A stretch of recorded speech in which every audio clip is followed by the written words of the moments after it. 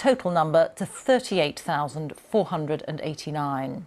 And the government says it's reached its target of a capacity to carry out 200,000 tests a day. Well, our health correspondent Helen Briggs was listening to all of that, and she joins me now. Helen, some interesting language used there, particularly from the Deputy Chief Medical Officer, Jenny Harris. She said this is a critical moment as lockdown is starting to be eased a bit in England, and it's about managing risk.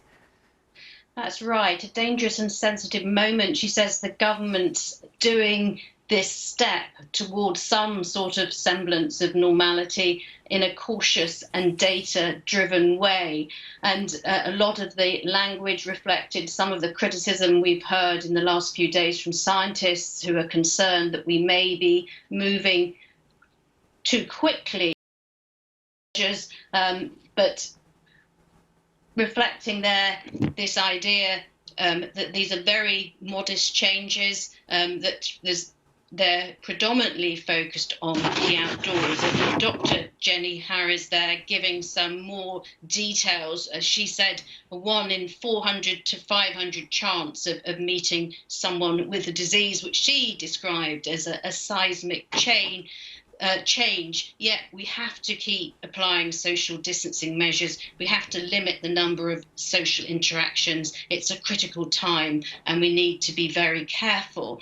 And we got some more details about shielding, which has been very, very tough for the more than 2.5 million people across the UK. Some have been indoors for 10 weeks. And Robert Jenrick said there that half of those people haven't left the house at all. And of course, he stressed that all the measures around shielding sort of advisory, and they encompass people with lots of very different conditions, not all elderly people, but with conditions like cancer, with people undergoing chemotherapy and various other conditions. So there's a feeling that these changes for the shielded people too are very modest.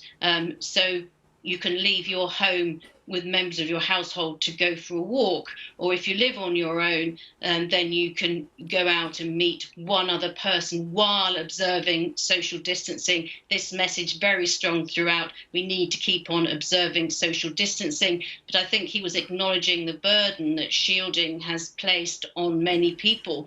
So if someone is allowed to go out and, say, meet a grandchild they haven't seen in 10 weeks or a child, and then that can be very valuable to their mental health. But of course, again, it's advisory. Not everybody will feel safe with doing that. And there's this feeling that the advice on shielding has been blanket advice. And in the future, Dr. Jenny Harris pointed out that in the future they'll try, if they can, to move to a more nuanced approach when it comes to shielding in particular. And they will keep reviewing those measures. If, of course, we get another wave, then things might change very quickly.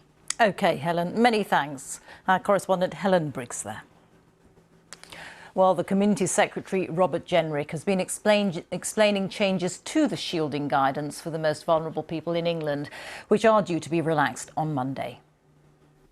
When we announced a gradual relaxation of restrictions in the last week, I know that many people who are shielding will have been asking, what about me?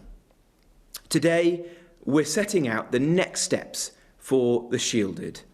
Now that we've passed the peak and the prevalence of COVID-19 in the community has reduced significantly, we believe that the risk to those shielding is lower, as it is proportionately for the general population. As with the guidance for shielded people more generally, we want to give people the information and the advice that they need to make the best decisions for them. This is, as always, advisory for the shielded. So, as a first step, I can announce today that we have updated the shielded guidance so that from tomorrow, Monday the 1st of June, people will be advised that they can take initial steps